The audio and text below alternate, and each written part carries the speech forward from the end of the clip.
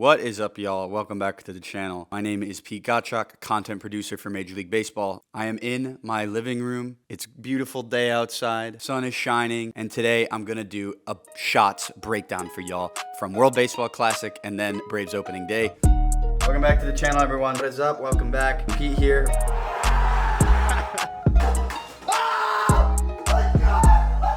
Just a short, brief video. I'm going to focus on some technical aspects of the shots themselves, what gear I was on, what settings I was in, and then mostly what was going through my head, because a lot of stuff goes through my head in certain scenarios when doing runouts and certain scenarios in the game, and it's important to think about that stuff, so I'm going to break down 3 shots for y'all today from both those events. Let's get into it. First shot I would like to break down for y'all is the Japan walk-off Munetaka Murakami, I do believe, against Mexico in the semifinal of the World Baseball Classic. Now, this is a run-out clip. It is on a Canon C70 with a 16-35 mil at f2.8 or f2.5, can't remember. Shot in 4K 120 on a DJI Ronin S2 gimbal. We are doing these runouts for post-game and pre-game during all of the games at the World Baseball Classic, and for this runout specifically, I was in the third base well. There was 2 runners on base, and Murakami was up to the dish. Japan was down a run. So I knew if Mexico had held them and won, I'm going out to left field, center field, wherever Randy Arozarena was, because he's their star player, and he was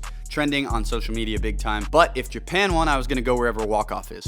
And if that was a home run, I was going to cut into the infield. If it had been in the field, I was going to take kind of a wider angle to the outside and not cut in front of the photographers to the right of me. And that's the same reason I would have gone into the infield for a home run. So I have to be ready for both scenarios. There's a lot of things going in my head, and I have to react to wherever the ball goes. So if we start this shot off here, you can see the ball is hit. You can see in the bottom right, Dan Shirey, our photographer for MLB Photos, is following the ball to the outfield. And you can watch Otani right here. He is the lead runner, the tying run. He waits till the ball is down, and it is off to the races for both runners. They're very close to each other, and at this point, I'm pretty much realizing, since the ball's in the gap, that Japan is going to win this game. Whole dugout's out.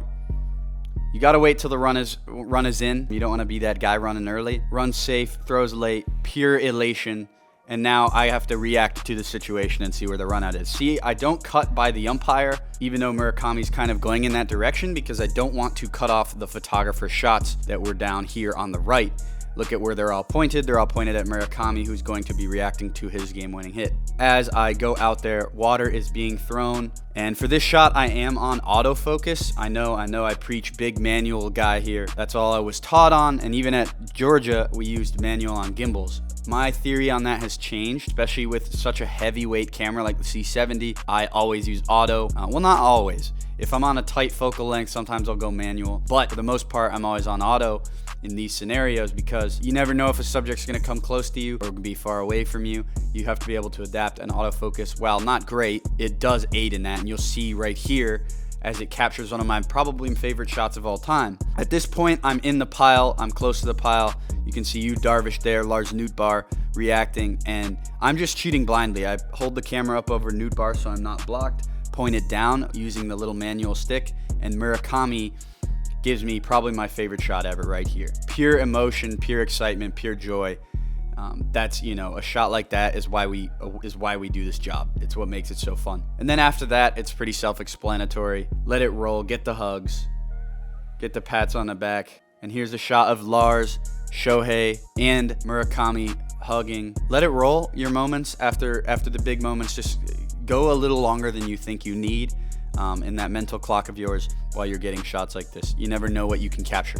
In case of this shot, I definitely got lucky with the autofocus, especially on the C70, where it's not, the greatest. It's more built for cinema cameras and cinema professional style users, so manual is really what they focus on. So the auto is not great, but in this situation, it tended to work out for me. This next shot I want to break down for y'all is the Trey Turner Grand Slam that I got in the quarterfinal of the World Baseball Classic, USA versus Venezuela. And now this was a go-ahead Trey Turner Grand Slam on an 0-2 count. I am on a Canon C70 again for this, on a 7200 on the elevated well position. because the lower part was a little full at the time with photographers, and I'm on a monopod in 4K 120. And the reason I'm in 4K 120 here is because I wanted to capture the raw emotion in case Trey showed any. Now you'll notice in the start of this shot, my framing is not very good. I was uploading something from the inning prior, and it was an 0-2 count, so I was like, there's no way there's gonna be a home run, right? I'm at f2.2 for this. Very shallow depth of field. You can see his feet are a little blurry, but Trey is in focus. That's because of the f2.2. But here you go. When the ball is hit, it was a no-doubter, right? I understand that in this situation, I have to be perfect on focus or near perfect, right? When you're rolling manual focus, you don't need to be perfect, but get as close to perfect as you can, if that makes sense, because you know, when you speed up these moments, if you're in focus for 85-90% of it, it's fine. So I see Trey coming towards me, and I lose focus right here as his first reaction, right? And this is what I mean. Slowed down, this isn't gonna look great, but it's okay. Sped up, it's fine. And the rest of the shot is pretty good and in focus. The reason this is out of focus is because I wasn't sure if Trey was gonna hit the ball and run fast at me or hit the ball and run slow and pimp it, you know what I mean? So, because normally he's very calm, cool, collected, doesn't show much emotion, but in this case, he kind of watched the ball, took his time, and really showed his emotion for his country. Full slow motion. I'm in focus here at this point, and I remain in focus all the way till he gets to first base for the most part. Look at the pure emotion on Trey's face. Again, this is very rare for him, and it's actually awesome that he did this. Wasn't expecting it at all. Trey comes around. This is the boring part of the shot. And I love this part of the shot, like the limbs in the background, when Trey's rounding the bag, and the flags and everything, the excitement. And then Trey comes into the dish. Pretty self-explanatory here. Don't stop recording, like I said. Let your moments breathe. Let your moments breathe. After the pile, he's jumping, elated with Bobby Witt Jr. And then move over towards the dugout celly. And at this point, I'm thinking, oh, gotta get this shot up. Gotta get this shot up. That shot was one of my favorites as well in recent memory. My one gripe with this shot and my one wish is whenever he's jumping and being excited right here is that he didn't have chin guard on. Understand why he has it on, obviously. But like, it just cuts his mouth off right there. But it is what it is, you know what I mean? Final shot I want to break down for y'all is another run out. It is a walk-off again, but it is a little different, and it's from Braves opening day. I am on a 16-35 mil again, Canon C70 4K 120. I'm at f2.8 this time, and manual white balance, as I always do in Truist in most stadiums, unless it's a day game, but I'm zoomed in at 35 here, and I hit record before the pitch is thrown this time, so I'm able to actually get the impact of the ball. Chris Matt delivers his pitch, and you can see Orlando single it up the middle. At this point, I know Eddie has a chance to score, right? So I go to Eddie as he rounds third base. And as he gets to third, I zoom out knowing that if he scores, I'm gonna have to run out, and I don't wanna be on 35 mil for that because that is too tight. So I zoom out to like 20 to 16-ish range. You notice I get hit by the grounds crew here, who's right behind me. But that's okay. I get hit twice, actually.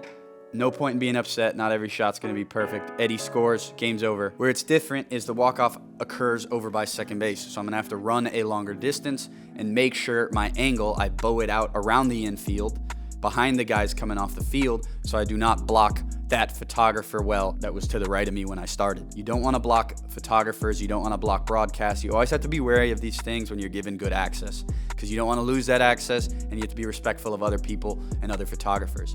You'll notice as Manny and Xander are walking off the field, I'm going to take a wide angle. I could have gotten to Orlando quicker, but again, I want the opportunity for the photographers and broadcast to capture that moment without me in the frame. As I'm coming in here, again, autofocus in this scenario is not great at the beginning, right? I would have loved to be a little tighter here or a little clearer here, but it is what it is. It nails it after a second or two here. Pure emotion on Ronald and Matt's face, and obviously Orlando is a little blocked there, but you know, at this point, autofocus really hit here. You can see, and if we rewind this, look at Kevin, the Braves team photographer, smiling. I just now realized that. Again, I told him before the run out, because he's normally one of the only photographers out there, that we were cleared for this, and I wanted to be respectful, so I was going to take kind of a back seat on this one. I wasn't going to get right up in the player's face like I did for Murakami. Obviously, Kevin is Braves, so he takes priority in this scenario. Letting it breathe, right? Get the hugs, get the dap ups, get the reactions at the end. I do get him and Eddie, who obviously scored the winning run. I do get a little blocked. It's okay. It happens. No one's entitled to every shot. Like I said, you're going to get blocked when there's so many cameras out there. Eddie in Orlando. Kevin's right up in there as well. And just let it breathe. Get the handshakes. Get the hugs. My point is, in these scenarios, when you're given this good access or high pressure scenarios in the game, you need to be, as cliche as it sounds, locked in a way, because it is important to be aware of the scenarios, what is possible. You need to know these things because that will ultimately help you get better content and maximize the quality of your shots, depending on where you're panning to, which player is going to react better. You need to know these things. You need to know how many outs there are. You need to know, if there's timeouts left in an NBA game, you need to know how many seconds are left. That's my point here. Be wary of broadcast cameras. Be wary of other photographers. Be cognizant of those things because you don't want to step on anyone's toes. You're all on the same team here trying to capture the moment. So remember that and be nice if you do. It's going to happen. But thanks y'all for watching, and let me know in the comments if you have any questions. Like and subscribe if you haven't already, and I'll see you on the next one.